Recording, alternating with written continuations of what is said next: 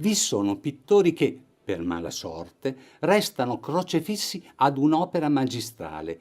Così fu per Velázquez.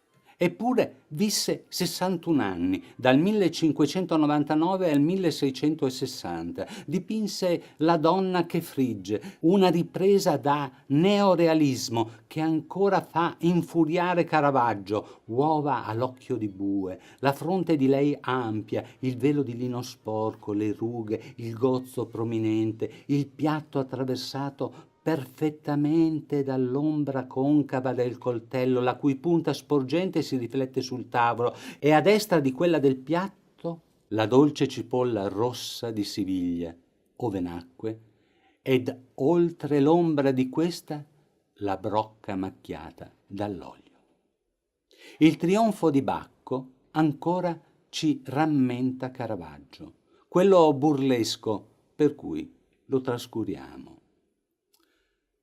Un bel Filippo IV di Spagna, genia dal mento e naso inconfondibile, ed il ritratto di Juan de Pareja, pittore erudito nonché suo suocero, gli portarono la buona sorte di dipingere il ritratto ufficiale di Marianna d'Austria, allora forse dodicenne, destinata a sposare Filippo IV, nel frattempo divenuto vedovo, con necessità di generare un successore al trono.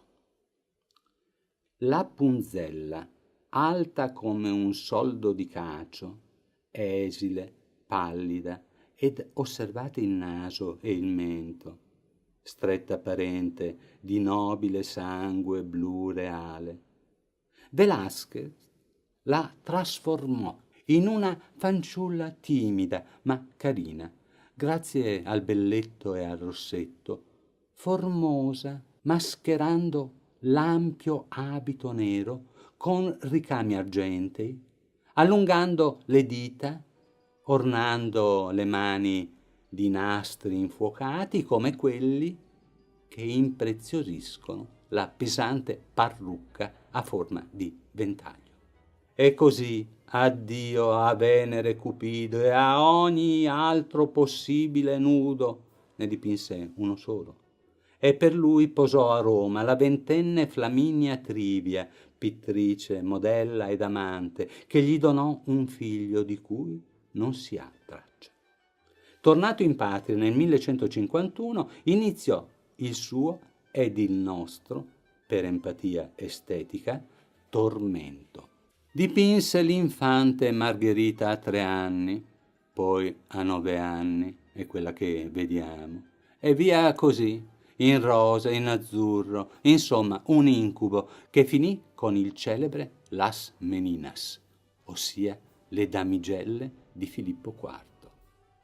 Velázquez si scatena e ci osserva cercando comprensione. È in pausa, deve valutare quel che sta dipingendo, anche perché nel frattempo è arrivata Donna Maria Augustina de Sarmiento a servire una brocca all'infanta che, essendo principessina, ha diritto ad un inchino, per cui indispettita si gira e, rifiutando di restituire la tazza, mostra la sua stizza. Alla sinistra di lei un'altra damigella, donna Isabel de Velasco, l'onora come mai farà la nana Mari Barbara, dal carattere spigoloso, ingrugnita più del cane ai suoi piedi, che avrebbe motivo di mordere il nano che lo scalcia. Alle spalle del gruppo femminile, donna Marcella e don Diego Ruiz bisbigliano. Nel vano luminoso dell'uscio entra o esce il custode del palazzo, don José Nietro Velázquez, non è parente del pittore. E vediamo che alle pareti sono appesi Minerva e Aracne di Rubens e l'Apollo di Jacob Jordan, e la coppia reale si specchiano nello specchio, per cui ovviamente dando alle spalle al quadro, alle dame e cavalieri, non a Velázquez, semmai sono al suo fianco, da pari a pari. Una arguzia da applauso, una rivincita del pittore.